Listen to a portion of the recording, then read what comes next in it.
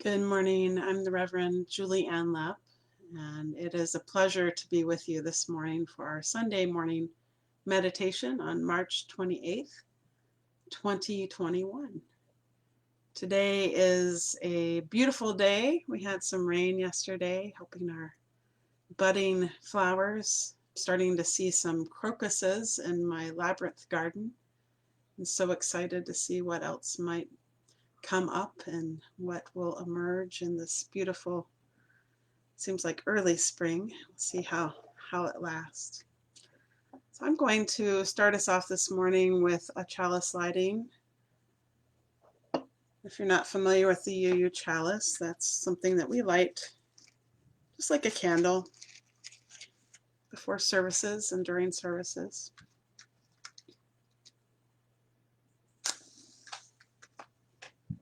I invite you to light a candle at home to help you center, bringing light to your space.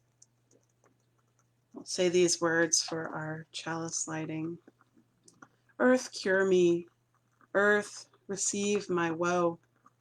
Rock, strengthen me. Rock, receive my weakness. Rain, wash my sadness away. Rain, receive my doubt. Sun, make sweet my song. And sun, receive the anger of my heart. Amen. During the pandemic, nature has especially been a source of mindfulness and rest for my anxiety or when I'm feeling overwhelmed. And I think especially as things get warmer and we can venture out a little bit more, it is beautiful to see, the touching the dirt and seeing the changes as things start to bloom and emerge. And I wonder what seeds that you have planted this winter, perhaps an idea of being more grounded, more healthy, finding times for practices like these. So I'm going to do one more reading until we move into our time of meditation. And this is from the Ute Indians of North America, and it's called Earth Teach Me. Earth, teach me stillness, and the grasses are stilled with light. Earth, teach me suffering, as old stones suffer with memory. Earth, teach me caring, as parents who secure their young. Earth, teach me courage, as the tree which stands alone. Earth, teach me limitation, as the ant which crawls on the ground. Earth, teach me freedom, as the eagle which soars in the sky. Earth, teach me resignation, as the leaves which die in the fall. Earth, teach me regeneration, as the seed which rises in the spring. Earth, teach me not to forget myself, as melted snow forgets its life. Earth, teach me to remember kindness, as dry fields weep with rain. I know we've needed this rain for sure, and hope that we'll get a little bit more April showers. And that healing balm of rain is such a great metaphor to wash away our worries, to give life to the things which we want to grow. I invite you into a time of quiet and settle into a seated or relaxed position. Let your face relax. And some people suggest that you put your tongue to the roof of your jaw. That way you don't have a tight jaw. You can gentle your gaze, let your eyes just kind of gently look out, or you can close them. Take a deep, cleansing breath, releasing that which you want to release. Breathing in and breathing out. Let's do it one more time. Breathing in and breathing out. Invite you into this time of stillness, thinking about the seeds with which we have planted and the rain that gives it life. ring a bell for our time of meditation.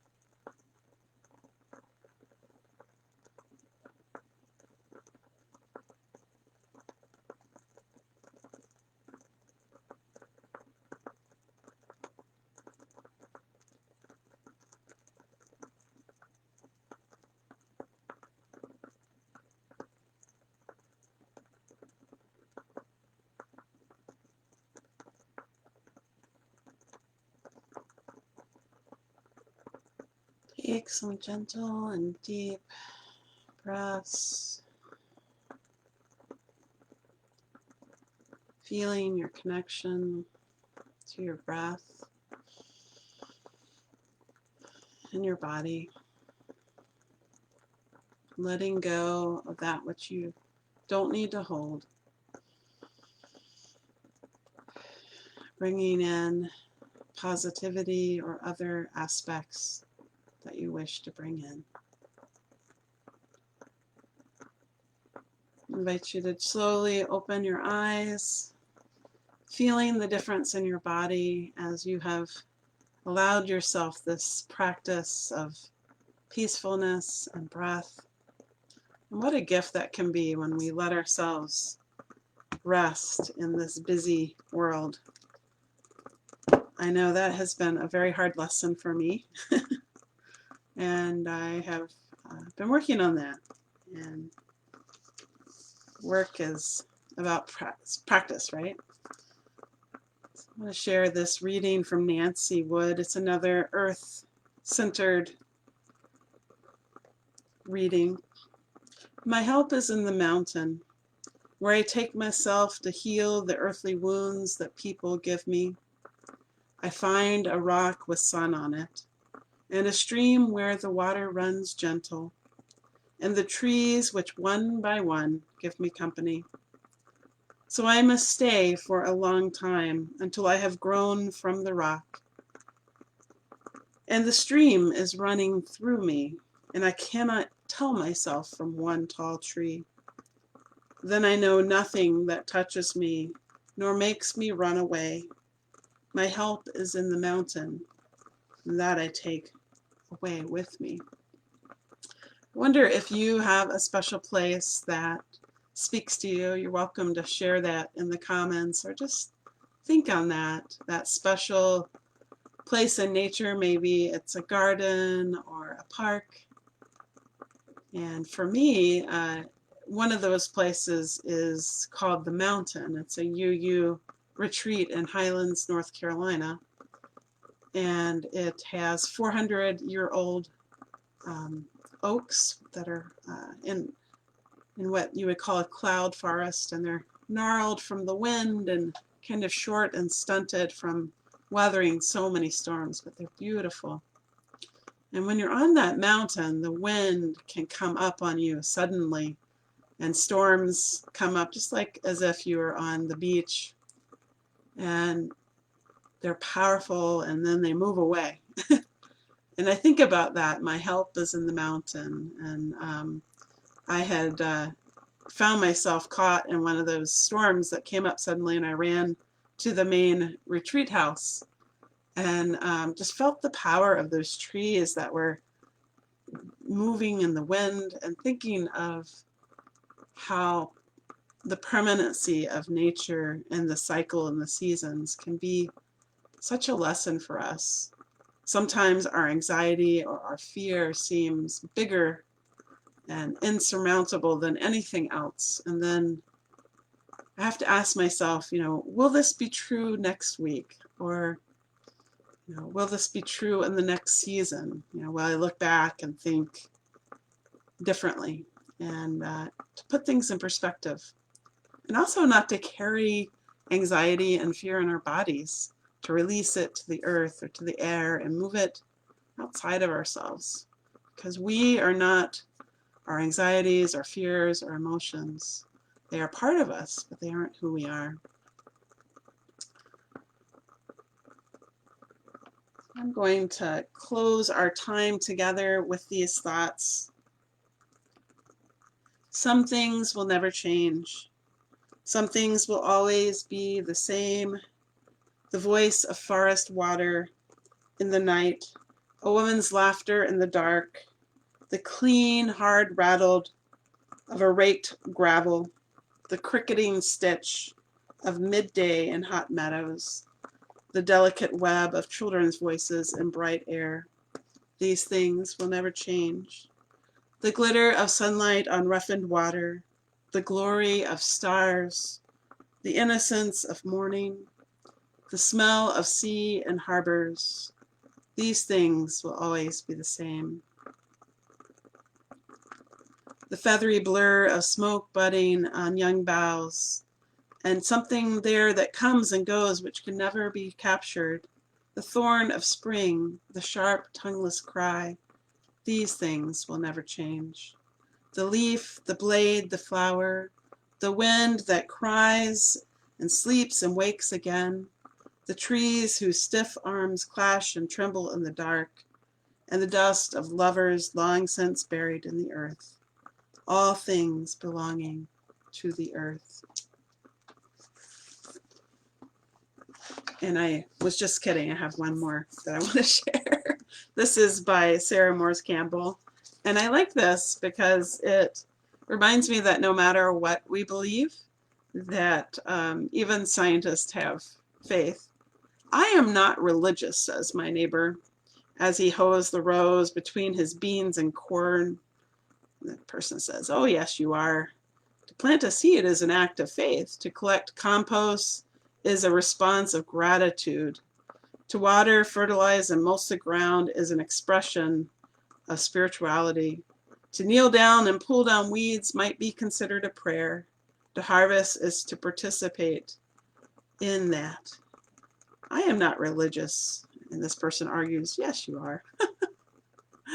It's funny, our language, that we use for belief and faith, and yet the earth rises and continues to go through its seasons, and we find our nourishment in that. So I wish you peace and I wish you love this morning. Namaste, my friends. I hope you'll join us for our Sunday service where we'll be celebrating the lessons of Judaism. Go in peace and go in love.